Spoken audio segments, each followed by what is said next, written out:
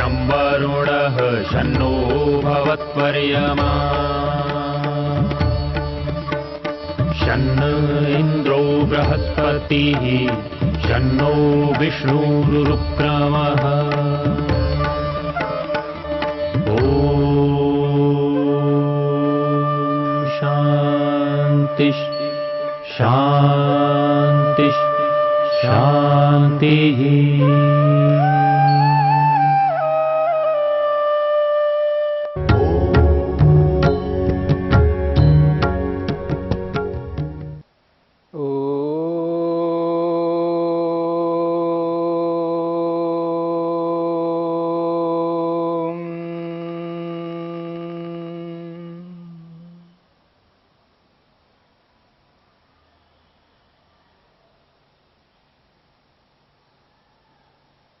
योग में मन के विचार। मन में निरंतर विचार चलते रहते हैं। प्रातःकाल उठने से लेकर के रात्रि में सोने तक विचार निरंतर चलते रहते हैं, परंतु विचारों में दो भेद हैं, सुविचार के रूप में और कुविचार के रूप में। सुविचार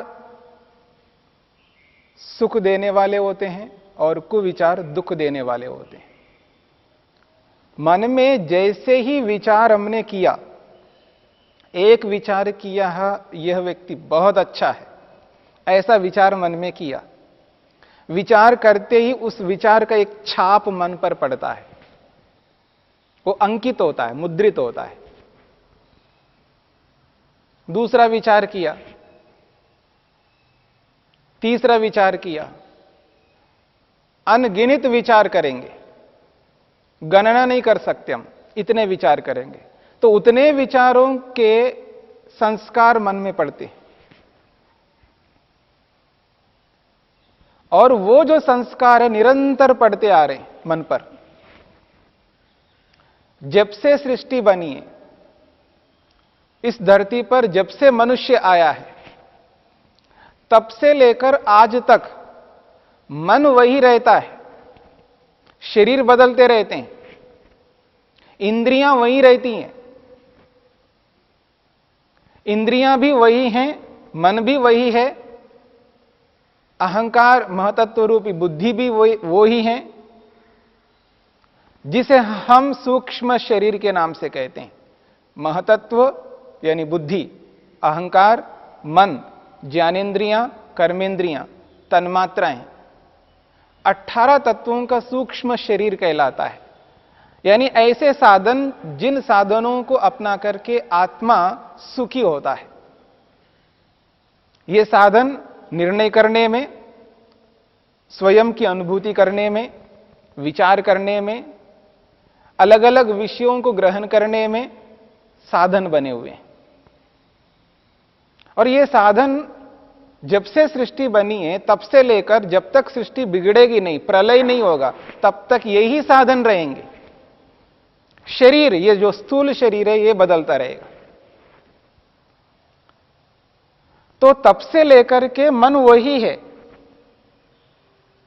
और उस मन में जन्म जन्मांतरों के संस्कार विद्यमान है।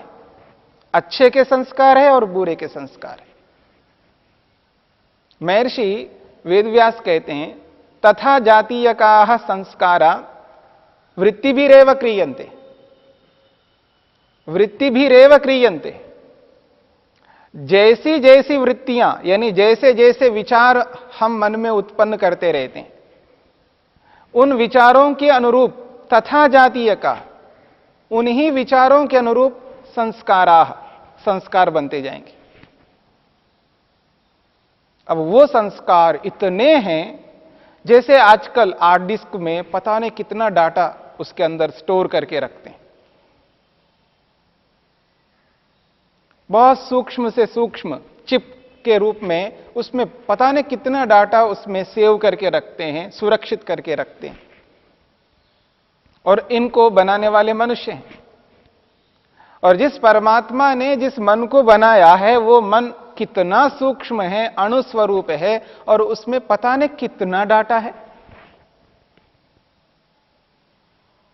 ये डाटा का मतलब संस्कार है। जैसे मैं बोल रहा हूं, ये अंकित हो रहा है रिकॉर्डर में, वॉइस रिकॉर्डर में अंकित हो रहा है, कैमरा में अंकित हो रहा है। वो जो अंकन कैमरा में हो रहा है वो एक संस्कार के रूप में हो रहा है, और उस संस्कार को जब चाहे तब हम देख सकते हैं। ये हमारे हाथ में। ठीक इसी प्रकार जो जो विचार हम मन में करते जा रहे हैं आज वर्तमान में, वो सारा का सारा विचार अंकित होता जा रहा है, और वो जो अंकन हुआ है उसी का नाम संस्कार है।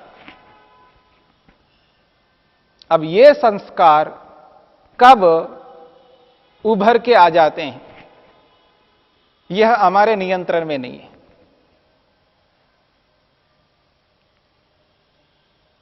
ये जो बाहर हम मुद्रण करते हैं, अंकित करते हैं, उनसे नए उत्पन्न तो नहीं होते हैं।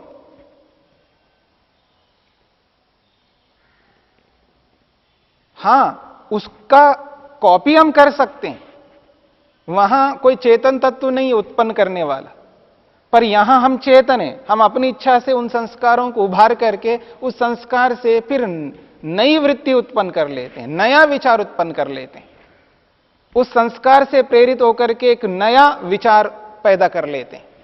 इसलिए महर्षि वेदव्यास कहते हैं संस्कारश्च वृत्तय, संस्कार ही वृत्तय। उन संस्कारों से फिर वृत्तियां उत्पन्न करते, संस्कारों से फिर विचार उत्पन्न कर लेते, नया विचार।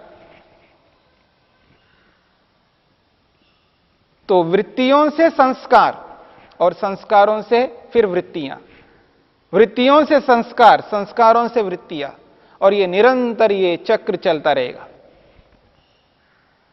इस जीवन में जितनी भी वृत्तियां हमने उत्पन्न की है, जितने भी विचार मन में उत्पन्न किए, उन सबके संस्कार है, और वो संस्कार कभी ना कभी नई वृत्ति को, नए विचार को जन्म देंगे।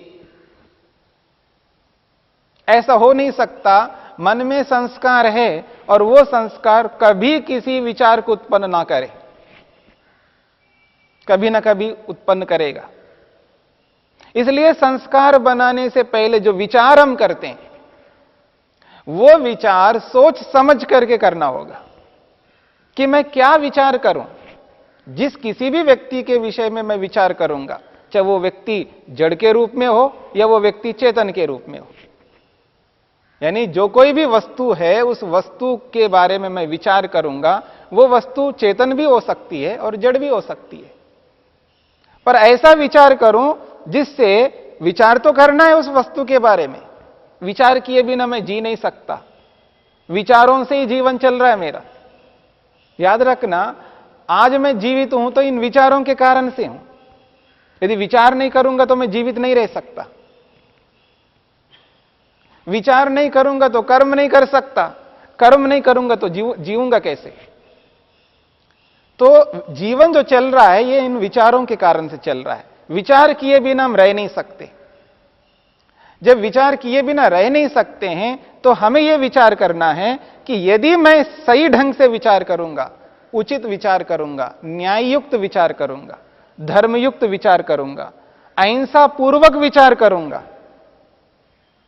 अस्तेय पूर्वक विचार करूंगा, संयम पूर्वक विचार करूंगा, यानी ब्रह्मचर्य पूर्वक विचार करूंगा, अपरिग्रह से युक्त होकर के विचार करूंगा, शुद्ध होकर के विचार करूंगा, संतुष्ट होकर के विचार करूंगा, तपस्या से युक्त होकर के विचार करूंगा, पढ़ लिख करके स्वाध्याय करते हुए विचार करूंगा, और जिसने संपूर्ण ब्रह्मांड को उत्पन्न किया और जिसने ये शरीर दिया, उसके जो भी नियम है, उसका जो भी अनुशासन है, उसको ध्यान में रखते हुए मैं विचार करूंगा, उससे डरते हुए विचार करूंगा।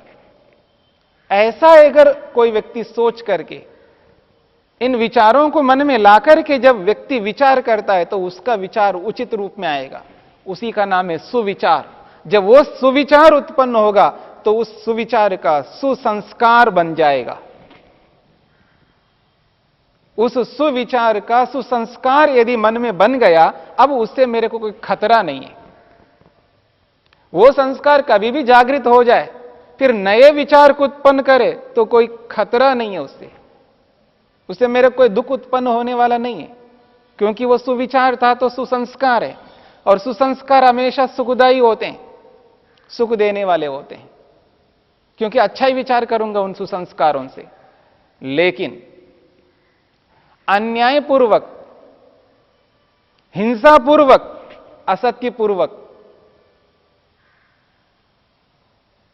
असत्यपूर्वक यदि मैं विचार करूंगा, चोरी की भावना से विचार करूंगा, असंयम पूर्वक विचार करूंगा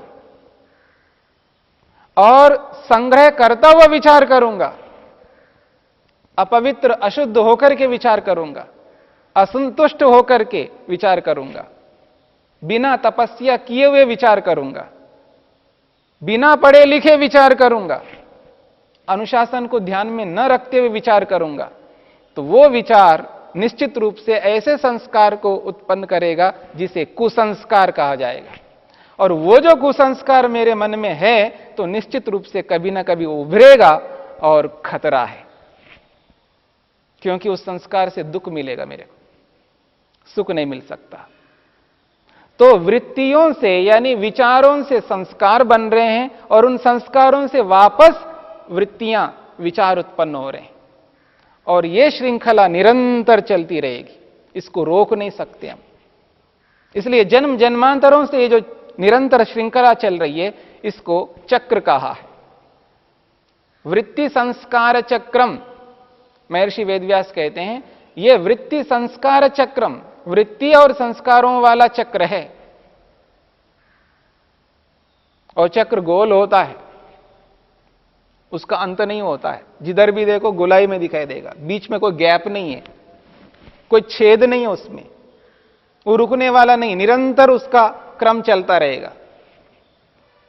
वृत्ति के बाद संस्कार, संस्कार के बाद वृत्ति, बस निरंतर चलेगा। अनिशम आवर्तते कहा, अनिशम रात दिन ये चक्र निरंतर चलता रहेगा। दिन रात कहो, रात दिन कहो, ये निरंतर ये चक्र जब चलता रहेगा, और जब तक ये चक्र रहेगा तब तक सुख और दुख, सुख और दुख ये निरंतर मिलते रहेंगे। सुख मिलेगा, क्योंकि कोई भी व्यक्ति केवल कुविचार ही उत्पन्न नहीं करता और कोई भी व्यक्ति केवल सुविचार उत्पन्न नहीं करता। दोनों विचारों को उत्पन्न करता है तो सुख भी मिलता रहेगा, दुख भी मिलता रहेगा। हां, अधिक सुविचारों को उत्पन्न करता है तो अधिक सुख भोगेगा, और अधिक कुविचारों को उत्पन्न करता है तो अधिक दुख भोगेगा, पर सुख और दुख निरंतर मिलते रहेंगे। एक समान एक स्थिति में नहीं रहेगा, एक प्रवाह में नहीं रहेगा। और प्रत्येक मनुष्य एक प्रवाह में रहना चाहता है। किसी कारण से मेरे को सुख मिल रहा हो और वो यही इच्छा करता है कि यह सुख मेरे को निरंतर मिलता रहे। और कोई किसी स्थिति में दुख अनुभव कर रहा हो, यह सदा ये इच्छा करेगा ये दुख निरंतर ना मिले, बस अब मिल गए तो मिल गया, अब इसके बाद नहीं मिलना चाहिए। बस यही अंतर है। और इस संसार में रहता हुआ व्यक्ति कभी सुख कभी दुख, कभी सुख कभी सुख, ये निरंतर उपभोग करता रहता है। और जब ये निरंतर उपभोग करता जा रहा है, वो संतुष्ट नहीं रह पाता है। सुख के बाद दुख आ रहा है, कैसे संतुष्ट रहेगा? दुख के बाद सुख आ रहा है और सुख देर तक नहीं रह रहा है। दुख के बाद सुख आता है पर वो सुख देर तक, लंबे काल तक नहीं रह पा रहा है, नहीं बनाए रख पाता है। वैसा ज्ञान नहीं है, वैसा स्तर नहीं है, वैसा सोच नहीं है, वैसे संस्कार नहीं है, इसलिए वो निरंतरता बनी नहीं रहती है। इसलिए व्यक्ति सुख भोगता हुआ भी असंतुष्ट रहता है, दुखी रहता है, संताप कर रहा होता है, ताप दुख से ग्रसित रहता है। सुख मिला हुआ है लेकिन वो सुख का उपभोग करता हुआ भी उसको डर लगा हुआ है, कभी ये सुख मेरे से छूट ना जाए, कोई छीन ना ले, किसी की नजर ना लग जाए। इसलिए वो निरंतर व्यक्ति किसी न किसी रूप में दुख उपभोग करता रहता, सुख में भी दुखी रहने लगता है। और ये सिलसिला, ये श्रृंखला निरंतर जब चलती रहेगी, तब ये जन्म और ये मरण चलता रहेगा। मृत्यु तो होती रहेगी, देखते ही रहते हम मृत्यु को।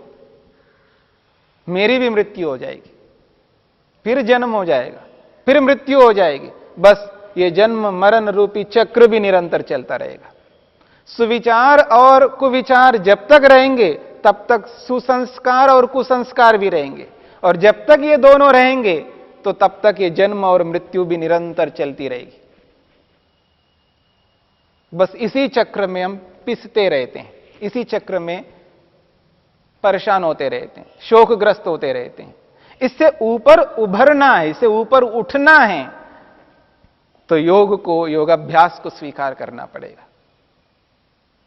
योग को जब तक जीवन में नहीं उतारेंगे, केवल कहने के लिए नहीं है, जीवन में उतारना होगा। जिस दिन हम योग को उतारेंगे, मन से स्वीकार करेंगे योग को, तब हम निश्चित रूप से इस चक्र से ऊपर उठ सकते हैं, इन दुखों से ऊपर उठ सकते हैं। और एक दिन आएगा, मन अवसिताधिकारम वाला बन जाएगा। मन का जो अधिकार है, भोग को प्राप्त कराना और अपवर्ग को प्राप्त कराना। भोग को तो प्राप्त करा ही रहा है, भोग ही रहे हम सुख और दुख को, पर अपवर्ग को तो नहीं भोग पा रहे हैं। जब इन स्थितियों से ऊपर उभर जाएंगे, तब हमें एहसास हो जाएगा कि मेरे को ऐसे विचारों को लाना है, ऐसे विचारों को लाना है जिन विचारों के कारण से केवल सुख मिले, दुख ना मिले। उस स्थिति में जाकर के मैं अपवर्ग की स्थिति में पहुंच जाऊंगा, तब मन का काम पूरा हो जाएगा। और जो मन का सोचना है, वो धीरे धीरे रुक जाएगा, निरुद्ध अवस्था की स्थिति में पहुंच जाएगा मन। और जब निरुद्ध अवस्था की स्थिति में पहुंच जाएगा, तब अवसिताधिकारम, मन का अधिकार जो है, मन का जो प्रयोजन है, वो पूरा हो जाता है। तब आत्मकल्पेन व्यवतिष्ठते, तब आत्मा के समान शांत होकर के रहता है। कोई विचार नहीं आएंगे, वृत्ति रहित की स्थिति, विचार रहित की स्थिति उत्पन्न हो जाएगी। बस उसी स्थिति में आत्मा का प्रयोजन पूरा हो सकता है, तब मुक्त हो सकता है आत्मा। और तब ये जो मन है और ये जो संस्कार है, ये सारे के सारे प्रलय में विलीन हो जाएंगे, सत्वर स्तंभ में विलीन हो जाएंगे। तब जाकर के हमारा प्रयोजन पूरा होगा। ऐसी स्थिति को उत्पन्न करना है तो केवल संसार में एक माध्यम है, एक ही उपाय है, जिसको हम योग कहते हैं। उस योग को स्वीकार करना है।